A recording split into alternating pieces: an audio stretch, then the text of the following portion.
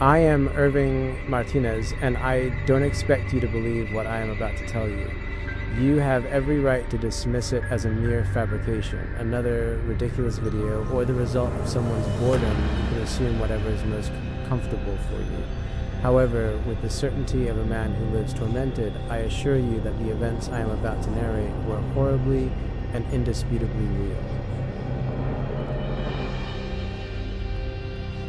My life was simple, marked by the blissful ignorance of an existence without major setbacks. My greatest concerns were limited to the daily grind and the common challenges of being an adult. My world, the one I once knew filled with laughter, the warmth of the sun on my face, and an almost childish joy thanks to my ignorance of the true darkness that surrounds us, collapsed with a violence that still echoes in my soul. It crumbled, not all at once, but like a slow, corrosive cancer that consumes the flesh from within.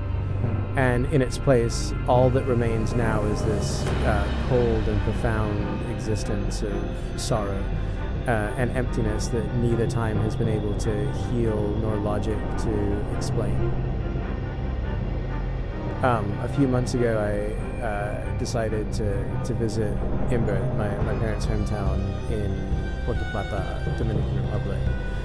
I hadn't been there since I was a child, and the idea of reconnecting with my roots, of breathing the same air as my ancestors, filled me with a mix of nostalgia and expectation. Imbert, nestled among gentle hills and with the constant murmur of the Baja Bonica River in the background, had always existed in my mind as an idyllic place, a refuge from the fast-paced life of the capital. I stayed at my cousin Alejandro's house, an old structure of wood and zinc, painted a faded blue that contrasted with the vibrant green of the yard. Alejandro and his family welcomed me with the characteristic warmth of country folk. Life there seemed to flow with the tranquility typical of a secluded place, governed by the sun and the sounds of nature. The roosters crow at dawn, the murmur of conversations at the nearby Colmado, or the whistle of the wind as it passed through the mango trees.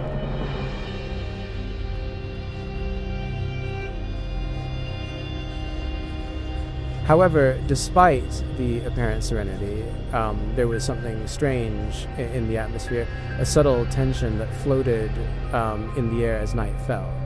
It wasn't palpable, but it could be felt in the dense silence that settled in after families retired to their homes. The neighbors spoke in low voices, and their gazes seemed to avoid certain dark spots on the horizon, especially toward the hill that rose imposingly to the west of the town. This peculiar atmosphere piqued my curiosity, which at first was merely intellectual, the interest of an outsider regarding a local peculiarity. But soon, that curiosity transformed into a growing unease. Something was hidden behind that facade of calm, and what began as a simple strangeness would soon deepen into my most profound terror. Near my cousin Alejandro's house lived Don Miguel, a peculiar and reserved elderly man who avoided any social interaction. The nights were usually peaceful and warm, yet I invariably woke up with a feeling of restlessness. On one occasion, upon getting up to use the bathroom, my eyes caught some flashlight beams moving next to my window. As I observed more closely, I distinguished Don Miguel, who was heading towards a nearby hill, towards a cave that remained perpetually shrouded in gloom. The curiosity completely dominated me. One night, I made the decision to follow Don Miguel. I waited patiently until he left his house, and maintaining a safe distance, I followed him silently to the cave. What I witnessed there left me absolutely paralyzed by fear. Don Miguel carried a very old book, and once inside, facing a crude stone altar, he began to read aloud. The words that came out of his mouth did not seem human. The sounds were guttural and dissonant, as if they came from a throat alien to this world, an endless litany of phrases meaningless to the ear. I hid behind some rocks, and what I heard made my body go completely still.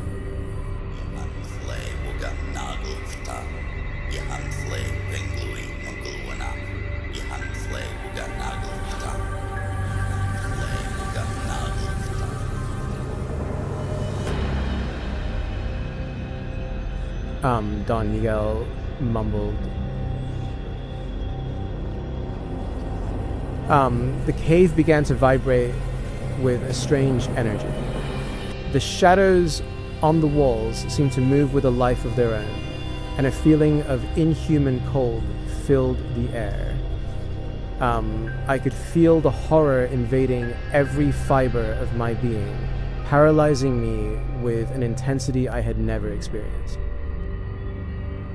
While Don Miguel continued his prayer, the rocky walls of that cavern came alive, revealing visions of beings that defied comprehension and my earthly logic. They were ancestral entities, primeval things manifesting into perceived reality, physical beings whose names, mumbled by Don Miguel, should not be uttered by human lips. Their forms, indescribable and beyond all logic, were at once physical and ethereal. Their nature, both tangible and spectral, intensified my confusion in the face of such a vision. I witnessed a myriad of limbs of varied shapes and sizes, Dantian mouths filled with razor-sharp teeth, grotesque and countless eyes, and figures that defied any known anatomical structure. The air grew heavy with a nauseating, putrid stench that exacerbated my already ragged breathing.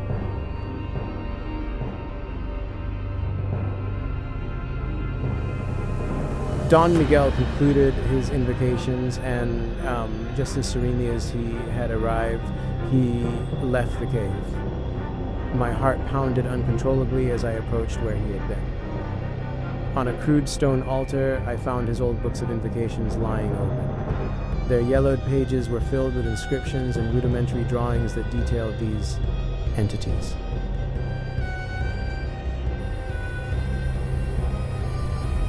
I read names like Zeghorat, Zalatothep, and Minaroth, each accompanied by descriptions of their immense power and dominion over reality itself. The altar, clearly consecrated to these entities, was decorated with symbols and offerings of exceptional strangeness. The profound knowledge, the terrifying visions, and the inescapable presence of the supernatural plunged me into a deep state of perturbation. The certainties and logic of the world I knew shattered before the magnitude and horror of what I had just witnessed. I retreated from the cave with a feeling of absolute desolation. The merits and achievements of human existence were rendered meaningless against these hidden truths and cosmic supernatural horrors. I understood that humanity was nothing more than a minuscule accident, an insignificant speck of dust in a vast, terrifying, and barely known universe, a universe dominated by unthinkable entities, beings whose nature and purposes completely transcended our comprehension. In the grand cosmic scheme, we were utterly irrelevant.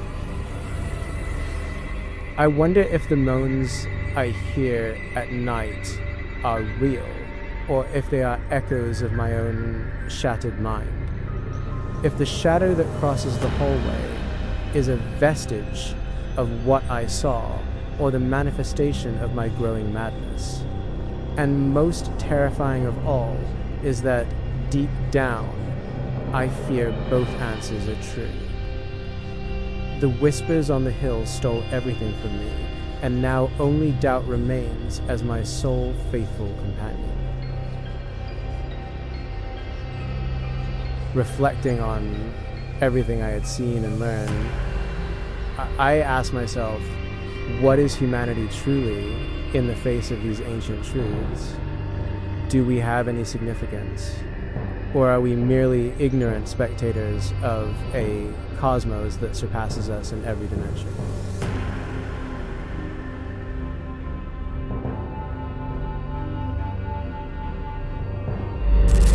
Subscribe and activate the bell so you don't miss the stories.